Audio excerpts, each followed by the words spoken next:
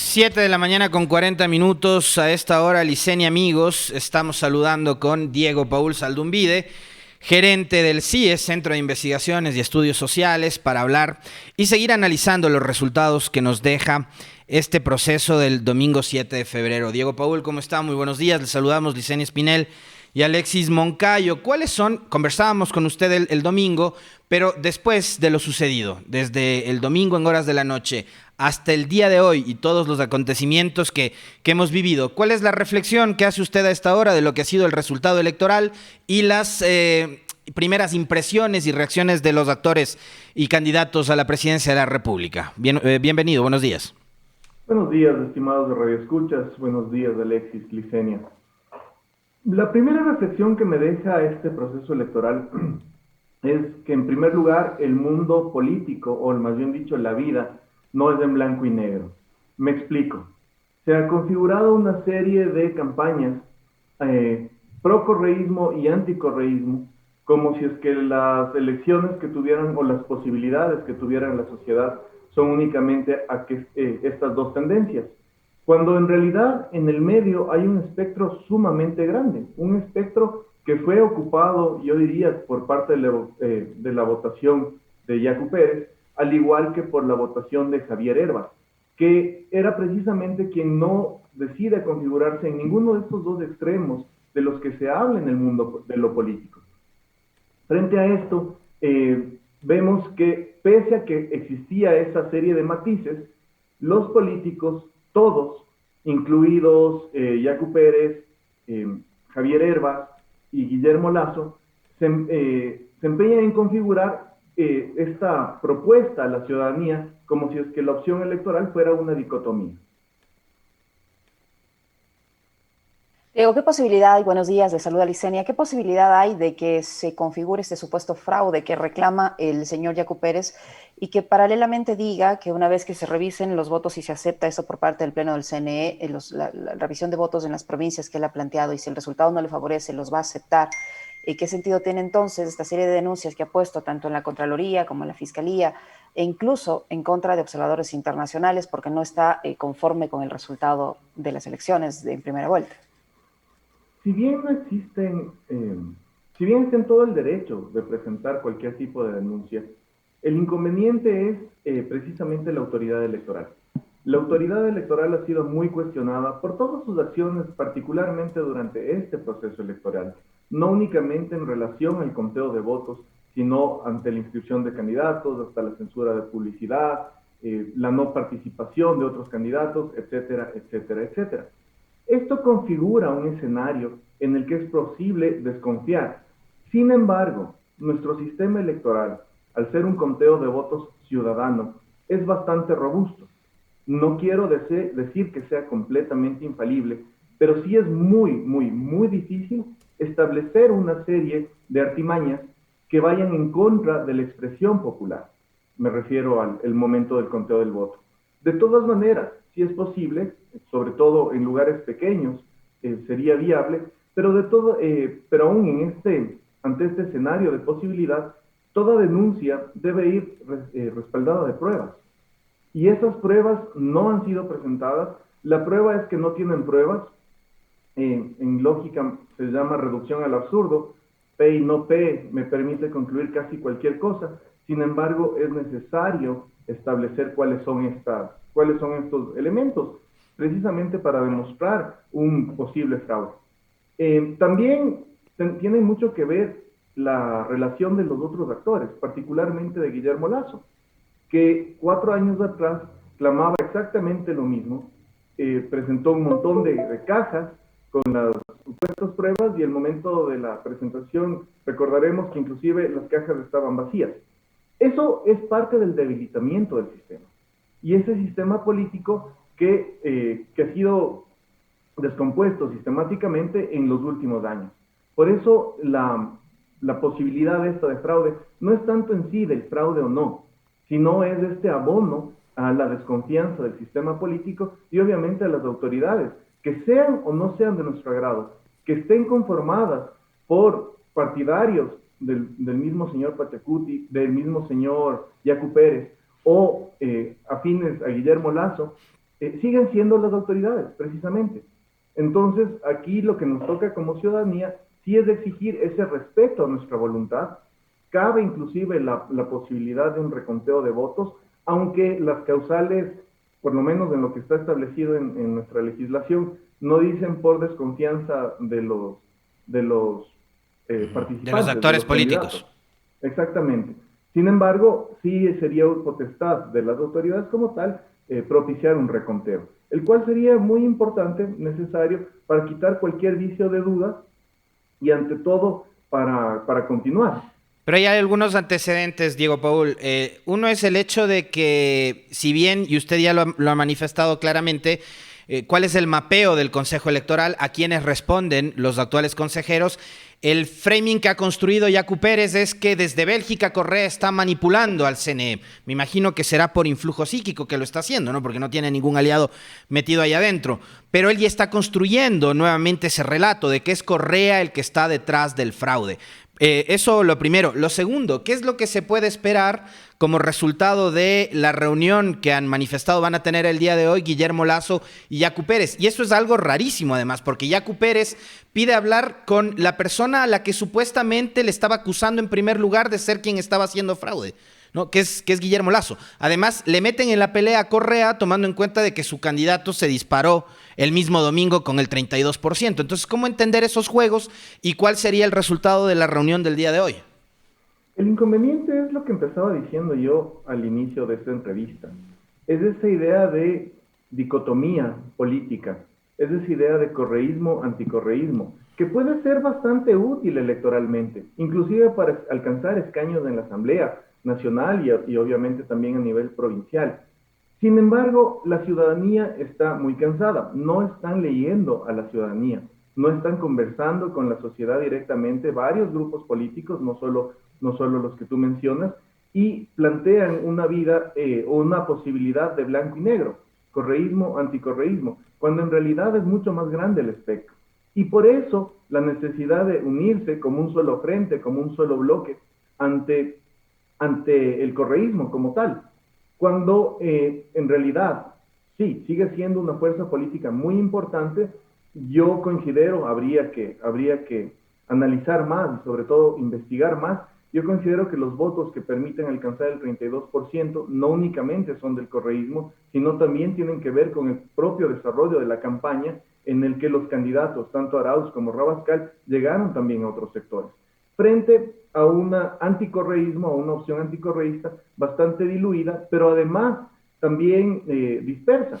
Y no solo que dispersa, sino ambigua. ¿Cómo serían las posibilidades de el propio Yacu Pérez, que tiene una base aparentemente progresista, aunque sus acciones han demostrado lo contrario? No reconocer el golpe de Estado en Bolivia, por ejemplo, o alguna serie de declaraciones que ha dado durante el transcurso de la campaña. Eso hace que el espectro nuevamente se cierre, pero no porque la ciudadanía no quiera escuchar. Al contrario, los que no quieren escuchar son los políticos y se empeñan en plantear toda esta dicotomía. Diego, ¿hasta qué punto se justifica este pedido que ha hecho el señor Yacu Pérez de que se abran urnas en alrededor de 7 provincias del país? Hay el Código de la Democracia que establece ciertas características o ciertos requisitos para que esto se dé. Y a decir de algunos de los vocales del Consejo Nacional Electoral, no se pueden abrir urnas simplemente porque a alguien no le gusta el resultado. ¿Usted cree que finalmente el Pleno del CNE va a dar paso a esta solicitud? Sin ser el derecho mi fuerte, de lo que entiendo, el inconveniente es que hay jurisprudencia al respecto. Es decir, en el 2017, igual, sin pruebas, a petición de uno de los actores políticos, se pidió un reconteo, al cual además ni siquiera asistieron, porque aparentemente no confiaban en el sistema. El inconveniente entiendo que es ese. Frente a ello, igual, siguen siendo las autoridades, por integrantes o por respaldo que tengan de agrupaciones políticas, lo cual tampoco debería ser satanizado, aunque va en contra de nuestra propia Constitución, el momento en que se pide independencia de estos actores. De todas maneras, es potestad de ellos, y siguen siendo las autoridades. Esta discusión, Diego Paul, de correísmo, anticorreísmo, porque ayer cuando deciden asistir los dos a esta reunión, Ya vimos manifestaciones públicas, ¿no? Periodistas celebrando, diciendo que hoy tenemos un Ecuador mejor, ¿no? Como que si ya hubieran llegado las vacunas, como que si se hubiese acabado la mendicidad infantil, como que si todos los niños en el Ecuador fuesen a la escuela, tuvieran acceso a educación, alimentación 3, 5 veces al día, que es lo necesario cuando están en etapa de crecimiento, cuando la pandemia ya está solucionada en el Ecuador. Tenemos un país mejor para cierto periodismo. Esta dicotomía del correísmo-anticorreísmo, ¿cuánto daño le está haciendo a la democracia? Muchísimo. Precisamente está atentando a uno de los principios básicos de la democracia, que son el diálogo y la tolerancia. Aquí, lamentablemente, los actores políticos nos han demostrado que no es cuestión de establecer objetivos comunes, por diversos que seamos, sino que se trata de una cruzada, prácticamente una cruzada, en contra de una tendencia política, o a favor también de una tendencia política cuando el correísmo estaba en auge. Esa dicotomía es lamentablemente muy grave para la ciudadanía, porque no nos permite avanzar precisamente en los aspectos que tú, Alexis, mencionabas, los temas de fondo que implican tener una mejor sociedad, tanto en atención de derechos, de servicios, pero aquí parecería que la discusión únicamente tiene que ver con dejarle participar, dejar que exista o no Rafael Correa, cuando en realidad nuestras necesidades van mucho más allá. Aunque evidentemente cualquier opción política necesita de una base ideológica, y esa base ideológica es la que establecerá de qué manera se va a realizar las acciones de gobierno. Es ahí donde podría haber este debate, pero tampoco significa que no pueden conversar, no se pueden aliar en función de otras expectativas. Creo que el desarrollo de esta segunda etapa de la campaña electoral va a ser muy interesante precisamente por eso. Va a establecer un reto entre quienes puedan llegar a esta gran porción del electorado que no se identifica con ninguna de las dos tendencias, que no es que apoyen a las dos necesariamente, o que sean críticos extremos con las dos posiciones, sino que encuentran aspectos interesantes de beneficio y también de contradicciones dentro de ellas.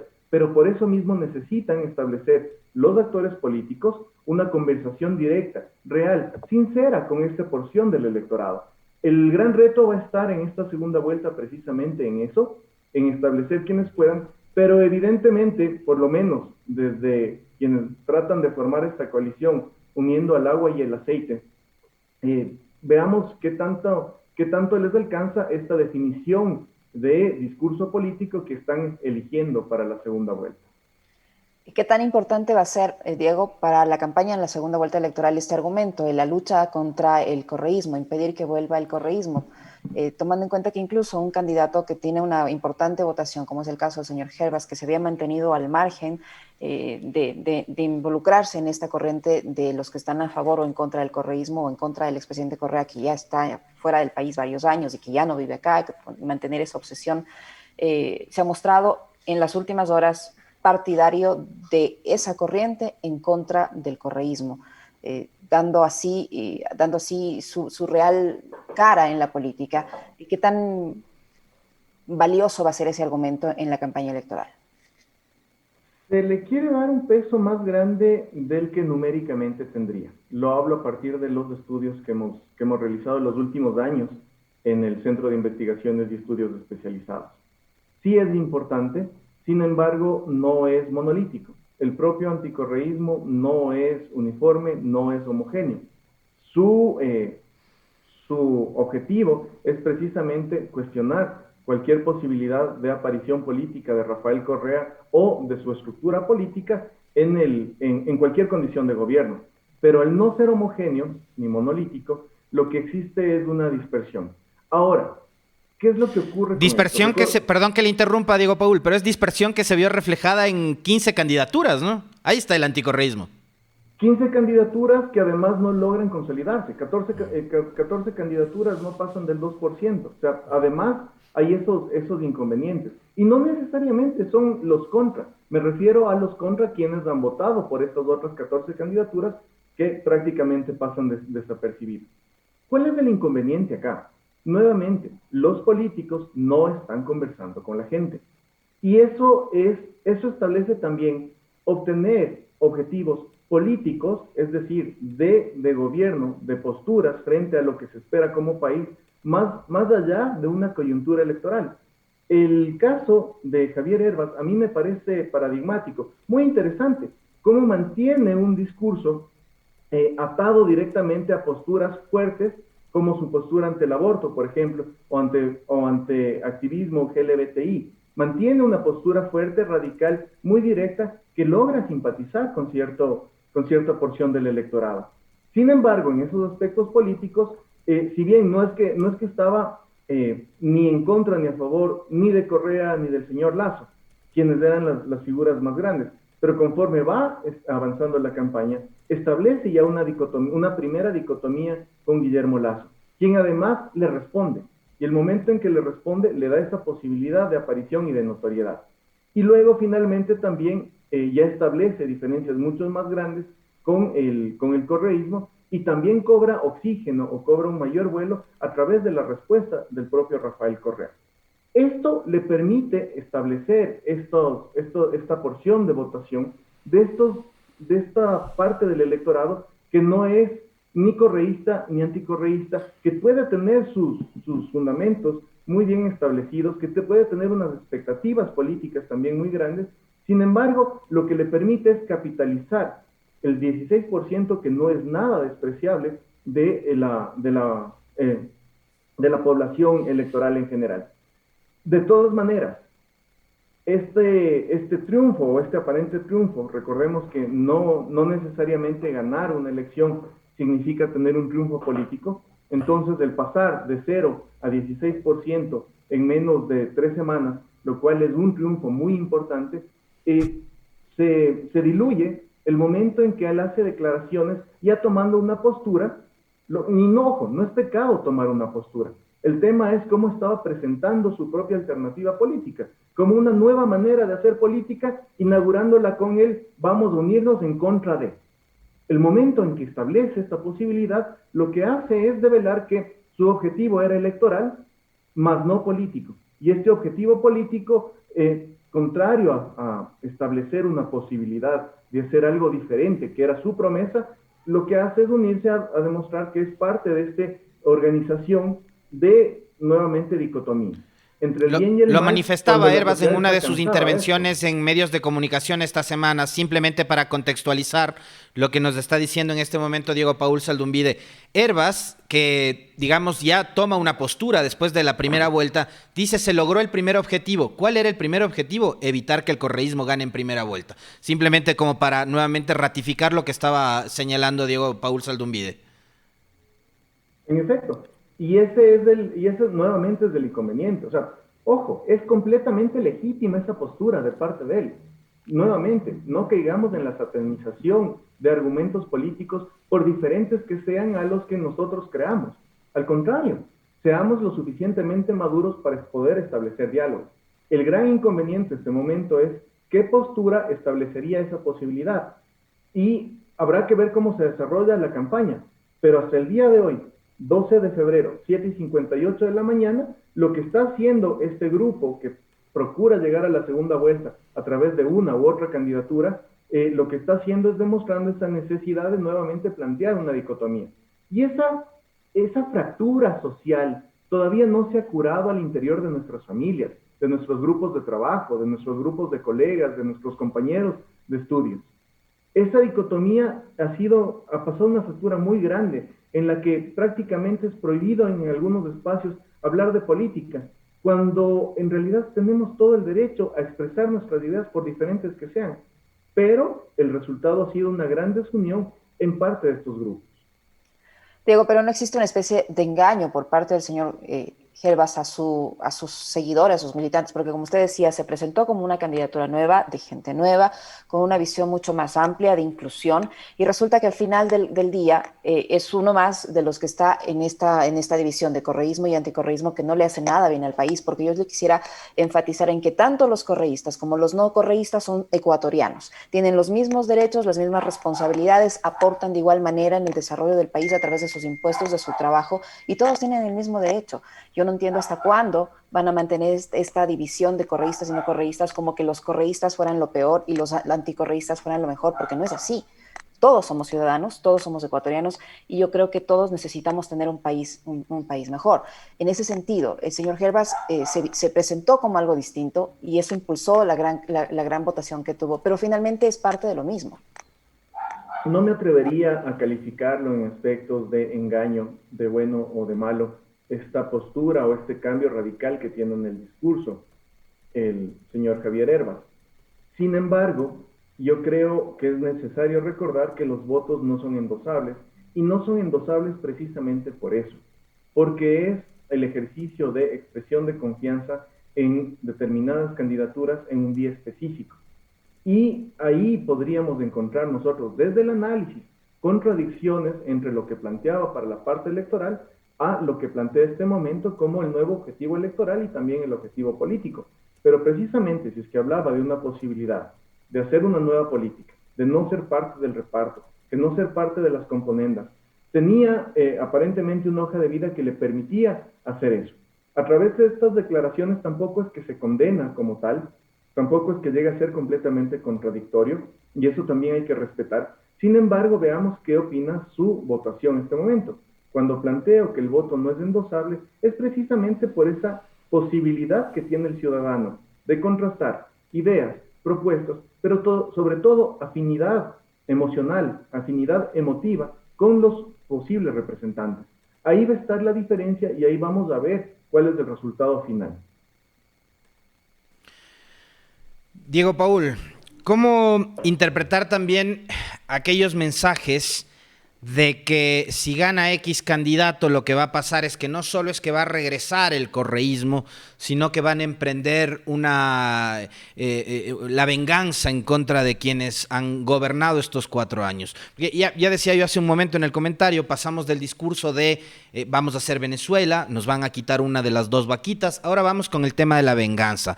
Pero fíjate que esto ocurre en medio de una coyuntura especial. Hace pocos minutos compartíamos en el chat de noticias de aquí de Pichincha Universal información que nos llega desde Colombia. Y informan medios y periodistas colombianos, la revista Semana, que ha estado muy diligente, muy preocupada, muy atenta de lo que ocurre en Ecuador en los últimos días. Atención, fiscal Francisco Barbosa viaja de urgencia a Ecuador. El fiscal general Francisco Barbosa viaja a Ecuador para reunirse con la fiscal de ese país, Diana Salazar. Colombia entregará el informe completo sobre los hallazgos de las investigaciones en los computadores del abatido Andrés Felipe Vanegas Londoño, alias Uriel, del ELN, y que tienen que ver con la campaña presidencial en Ecuador. Entonces ya se viene un proceso de lawfare en contra del candidato Andrés Arauz. Eso por un lado. Y por otro lado, hace pocos minutos, Diario El Universo titula: proceso de rebelión en contra de Virgilio Hernández, donde también están involucrados la prefecta de Pichincha, Paola Pavón, y Cristian González. Se reactivará tras proceso electoral. Esta gente que ha empujado todo este encuadre y de la persecución en contra de quienes militaron en la revolución y militan en la Revolución Ciudadana son los que están hablando de que si gana Arauz vienen con sed de venganza. ¿Cómo entendemos estos relatos que nos enfrascan nuevamente en esta discusión estéril del correísmo y anticorreísmo? A ver, voy a responder desde parte del análisis de las herramientas de investigación social como posibilidades, particularmente de las encuestas. Las encuestas, en efecto, y no es casualidad, desde los últimos años marcan a la corrupción como uno de los problemas más grandes del país. Porcentajes que han ido fluctuando entre 18% en su momento más bajo hasta 25 27% en sus momentos más altos. Una lectura simplista de estos resultados implicarían tratemos aspectos de corrupción o en contra de la corrupción como solución. Sin embargo, la ciudadanía, aunque sabe que ese es uno de sus inconvenientes más graves, sabe a la vez que la corrupción como tal es una causa de muchos de los males, pero a la vez también es consecuencia de muchos de los males del comportamiento de no solo de los políticos, sino también de una gran parte de la sociedad. Esto hace que al plantear los aspectos de corrupción o de lucha contra la corrupción, lejos de establecer un vínculo con el ciudadano, lo que terminan haciendo es generando una barrera, porque la persona que sale a hablar de esta lucha contra la corrupción, de esta lucha contra estos aspectos, lejos de presentarse como el adalid de la moral y las buenas costumbres, termina siendo o interpretado por la ciudadanía como un vocero más de esta parte enlodada que no genera confianza ni credibilidad. Esa es la lectura que se ha generado. Se ha además abusado inclusive en términos de lawfare, no solo en el Ecuador, sino en toda la región durante los últimos 5 años, estos elementos en el que se habla de elementos de corrupción, elementos de financiamiento, una serie de aspectos desde abuso del poder en todos los países, etcétera, etcétera, etcétera, pero lejos de generar una simpatía entre la ciudadanía, el resultado es que no existe tal lucha, que solo es aspectos coyunturales, que solo son temas puntuales y que finalmente además no se tiene resultados de ninguna índole. Ese es el gran problema de esto. Por lo tanto, lejos de establecer un respaldo social, un respaldo popular, lo que se tiene con estas acciones es el encuadrar, englobar, por un lado, las acciones de actores políticos y de autoridades frente a algunos aspectos que terminan siendo una serie de bloqueos. Es de eso el famoso lawfare, en el que se juzga, particularmente desde los medios de comunicación a través de titulares, se juzga y luego se establece si es que existe culpabilidad o no. Y aún así, la sociedad aparentemente ya está juzgando, porque está influenciada por los medios de comunicación, para establecer quiénes son los culpables, lo cual favorecería además la resolución en última instancia de los jueces o de las autoridades para definir si es que existe o no corrupción. Estos problemas los están replicando, pero lejos de generar confianza, lo que hacen es seguir abonando a este sistema de desconfianza y descrédito de nuestro sistema político y de nuestras instituciones democráticas. La factura de esto es demasiado grande. La factura de esto lo que nos va a presentar es más desunión social y además es una olla de presión, no solamente a nivel Ecuador. Recordemos lo que ocurrió el año pasado en Perú, en que una serie de protestas se empezaron a activar, que termina inclusive no solo con protestas contra los políticos, sino además con convulsión social sumamente grande. Es eso lo que parecería que estamos apuntando, estamos sembrando, mientras un grupo, una élite de gobierno, una élite de autoridades, quiere seguir haciendo las cosas sin escuchar a la ciudadanía. No digo que esto va a ser inmediato, no estoy siendo fatalista, sin embargo abona a este sistema de desconfianza en las instituciones democráticas. Muchísimas gracias a Diego Zaldumbide, gerente del Centro de Investigación y Estudios Especializados, por su tiempo y por la información que nos ha proporcionado. Diego, muchísimas gracias. Muchas gracias. Buen día. Muy amable. 8:07, Alexis, tiempo de una pequeñísima pausa. Regresamos para conversar sobre el tema del diálogo entre Yacu Pérez y el señor Guillermo Lasso. Le vamos.